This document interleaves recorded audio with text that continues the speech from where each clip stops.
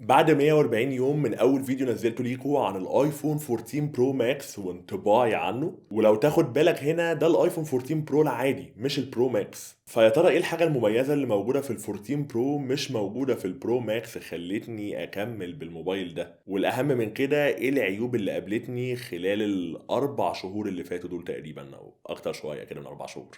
ده فيديو العيوب السنوية اللي بحب دايما اعمله لك بعد تجربة مطولة مع الايفون. بص، في الاول خلينا نبتدي بالحاجات الخفيفة كده، العيوب اللي كانت موجودة قبل كده هل لسه موجودة ولا لا. عيب مثلا كنت بتكلم عليه دايما في الايفون وبشتكي منه هو ان العدسات بتشبر بسرعة قوي، فانت محتاج تمسحها دايما. تفهمش كانوا بيستعملوا عدسات نوعها اقل من المنافسين ولا ايه اللي حاصل. السنه ديت بصراحه لا، تحس ان الموضوع ده اتحسن حبتين ثلاثه، انما في عندك حاجات تانية ما اتحسنتش على فكره. طبعا ما زال شكل الكاميرات زي ما هو، والبروز بتاع العدسات نفسها بيجمع اتربه رهيبه ما بين كل كاميرا والتانية، فانت هتحتاج دايما ان انت تنضفه على طول. وعيب من العيوب اللي لسه موجوده زي ما هي بالنسبه لي لسه ما اتحسنتش برضو، الكاميرا التيلي فوتو اللي موجوده هنا. بص، الايفون السنه دي حسن في الكاميرات كتير جدا بصراحه، وانا فعلا حسيت بميزه الكاميرا الرئيسيه 48 ميجا بكسل. وعجبني ان انت عندك كذا مود في الزوم اللي هو ال 2 اكس وال 3 اكس. ال 2 اكس دوت بياخد من الكاميرا الرئيسيه بيقصها، بيعمل كده طريقه معينه، مش ديجيتال زوم ومش اوبتيكال زوم، حاجه بين البنين كده، وكنت شرحتها بالمناسبه فممكن تشوف الحاجات دي.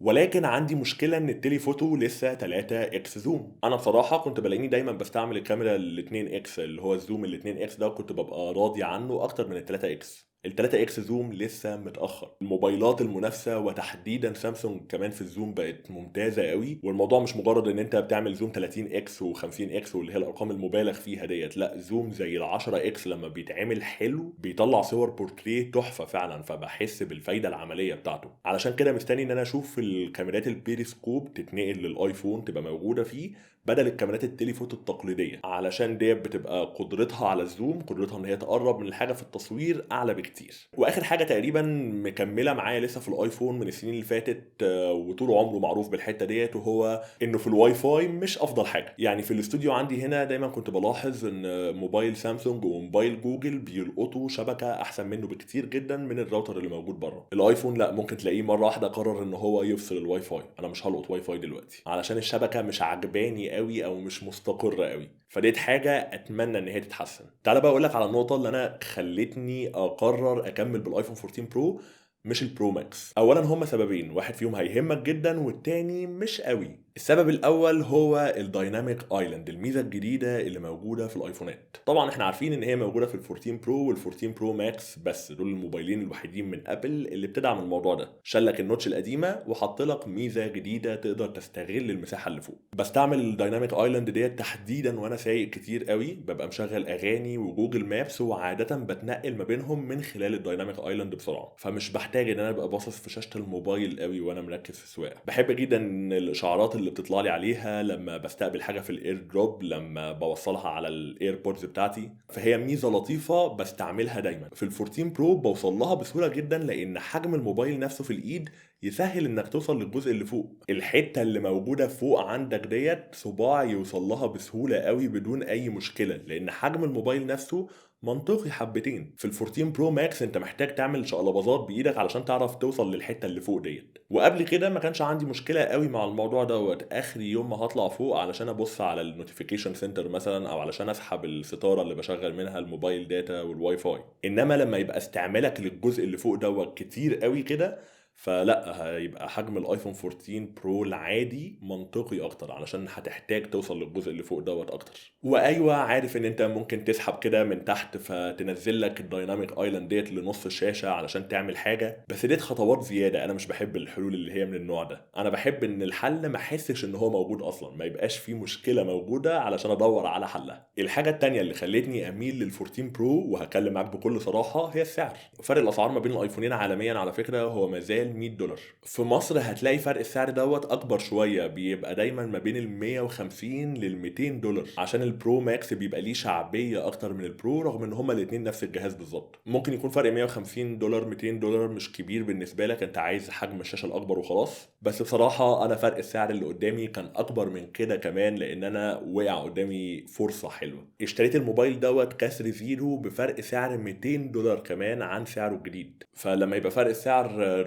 $400 ما بينه وما بين البرو ماكس اكيد هروح للبرو. وممكن تقولي ديت حاجه انت مالكش دعوه بيها قوي، ممكن تقولي مش هتلاقي فرصه زي ديت كتير، بس الحقيقه ان انت هتلاقيها. النسخ البرو في مصر تحديدا بلاحظ ان هي بيتعمل عليها عروض اكتر، وبلاحظ ان هي بتتباع دايما ارخص بشكل ملحوظ قوي، علشان البرو ماكس شعبيته عاليه فالطلب عليه بيبقى كتير. البرو شعبيته اقل شويتين رغم ان هما نفس الكاميرات نفس الاداء نفس كل حاجه بالظبط، فوارد جدا تقع قدامك فرصه حلوه زي دي. لكن بقى تعالى اقول لك على العيب اللي خدته مع ال 14 برو. السنه اللي فاتت انا برضو جربت ال 13 برو وال 13 برو ماكس، دوت قعد معايا حوالي 4 شهور البرو، والبرو ماكس قعد معايا باقي السنه اللي هو ال8 شهور التانيين تقريبا او اكتر من كده لو انا فاكر صح. ساعتها لما نقلت من البرو للبرو ماكس ما حسيتش بفرق ملحوظ في البطاريه قوي. ده مش عشان الفرق مش موجود، ولكن علشان البطاريتين فعلا تحفه، اللي هو الاتنين هيكملوا معاك اليوم، بس واحد هيكمل ويبقى في اخر اليوم 20% مثلا وواحد 15%. فاهم قصدي؟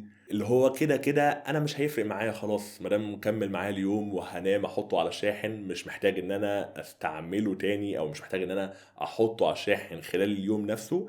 فالبطاريه الاقوى اللي في البرو ماكس مش هتفيدني بحاجه. السنه ديت زي ما قلت لك في مراجعه ال 14 برو ماكس بطاريته اضعف من ال 13 برو ماكس. الجيل السنه دي اضعف من الجيل اللي فاتت في البطاريه. نفس الحكايه بتنطبق على البرو. ال 14 برو اضعف من ال 13 برو، علشان كده الفرق ابتديت احس بيه. ابتديت احس ان بطاريه الموبايل دوت ممكن في نص اليوم تبتدي احس ان هي هتفصل مني. تحديدا كمان في الايام اللي انا كنت بستعمله في التصوير كتير فيها كان الموبايل بيجي على نص اليوم واحس ان هو خلاص مش قادر يكمل معايا. بطاريه الموبايل في التحويل ما بين الواي فاي والموبايل داتا بتقعد حوالي 7 ساعات سكرين اون او يمكن 8 ساعات كمان، ودوت وقت على فكره يعتبر مقارنه بالمنافسين حلو قوي، بس مقارنه بالسنه اللي فاتت لا، انا كنت بقدر اطلع ارقام احسن من كده. فانت ممكن فرق البطاريه دوت يخليك تفكر في البرو ماكس اللي هي على فكره لسه برضو اضعف من بتاعه السنه اللي فاتت، بس بالتاكيد احسن من بطاريه ال 14 برو. المهم بقى ان سواء بطاريه ده او ده فهتلاقي الموبايل علشان يتشحن